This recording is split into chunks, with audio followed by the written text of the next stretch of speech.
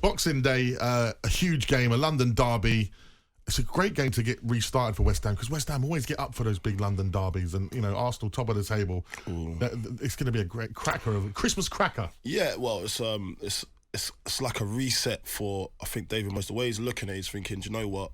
I've got my players now. Hopefully they're more settled in. Because listen, when you bring in 9 players, like we look at Nottingham Forest, they brought in a load of players obviously in the window. 15,000 actually. 21 wasn't it? 22, 23 players, whether it was. And they've probably used this World Cup period to settle in the boys, bond them, make sure they go out. Well, I saw some that Instagram post that they went on holiday together and they're just bonding. And so they knew they could depend on each other when it comes down to the nitty-gritty part of the season when it's not going too well. Yeah. And your mate's going to have your back. So that period, that World Cup period is massive for a lot of teams that bought new players. And probably that is going to be significant in the run-ins on who's going to be climbing up the table. When you look at West Ham, obviously Moyes said that, yeah, it was a long haul. It was a long season last season because you've got to understand we didn't have enough players in the squad to sustain it and push us up into that Europa League spot. We got the Europa Conference, but we was really trying to get that Europa League spot at least, along with a good run in Europe as well. And at the same time now, when you bring in 9 players, he's had to use this period because it hasn't just taken off straight away. No. Settling in players straight off the back from the summer into getting up to winter, that's when you start seeing the fruits of what you've bought. With Moisey, he knows that he's going to have to use that World Cup period to try and settle in some of the lads, and he's had some injuries as well. So he's trying to get the injuries back and trying to get everybody back on the same page.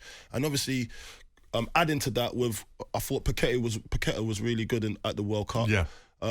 Kehra's for Germany, the right back, he was really good. So hopefully now he can just start to see the fruits of his labour.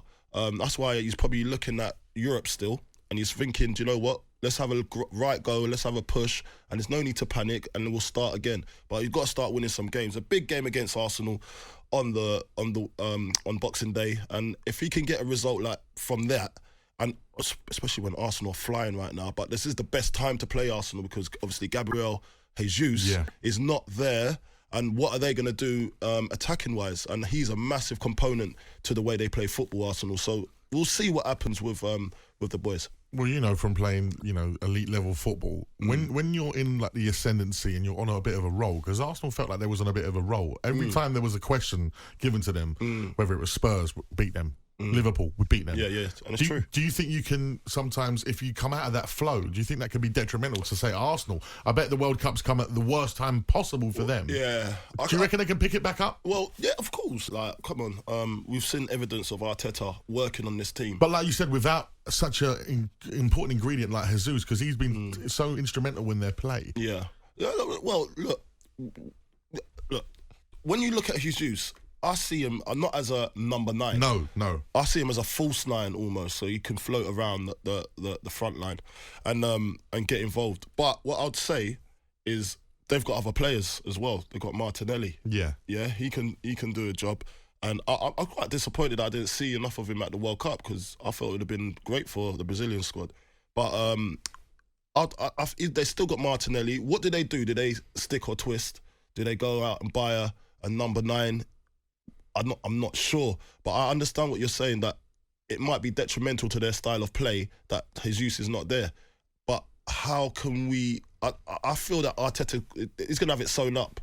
He's going to have that. He's going to say, all right, cool, Jesus is out. We've got Nketiah and we've got obviously Martinelli, and obviously they've got Smith Rowe that's coming back as well. So they've got enough, I don't think you got... What player is going to want to go to Arsenal and be second choice when Gabriel Jesus gets back? Like, what player are you going to get in this market in the January window? I don't think you can get a lot for your money there that's going to be able to accept that. So, hey, Mr. Jason Cundy's just walked in the building. What a man. So, look, I just want to see West Ham beat Arsenal, and because they're not at the races just yet and they've got a setback, maybe West Ham can actually do something there, hopefully. Carlton, did you ever have any surgery done on knees or anything like that? Do you know what? If you see my knee, it's so busted, yeah? I've got the baddest bow leg. my leg, it goes like, it's like a bow, like a real bow. And I haven't had no surgery. I've never been under the knife. So with Jesus going under the knife, you know, and I know, you know, these are top end athletes and they have all the aftercare in the world, but surely that could affect his game after the surgery. Of course it can. When you come back from a big injury, do you think differently when you're running? I've tweaked something. Yeah. I've seen it happen to loads of players. I know myself. I did my ACO, and like, every time I try and like run on it, I always think I'm going to do my knee again. You got to look at how Virgil van Dijk's come back. He hasn't come back the same, has he? Like he had a massive injury. Yeah. Career-ending injury. Threatening injury, and when you look at it, he's not come back the same, and people are putting it down to he's not as good as everybody's saying he is. When you had an injury like that, psychologically that takes a lot out of your game, and it takes probably a year, maybe 2 years to get back to where you was. And he ain't no spring chicken either. Do you know what I mean? So he's probably worried about doing it again or doing another injury is similar because it scars you. Yeah, Michael Owen always said that post the injuries, you know, because obviously he did lose the pace. But every time he went to run, he'd think, it's going to go, it's going to pop. Yeah. Do you know what I mean? So it does take a little bit of edge off your game. But when you look at the way Jesus plays, I think as long as he's all right psychologically and he gets that help when he is gone under the knife and his return is seamless, he should be fine. But you never know. You never know.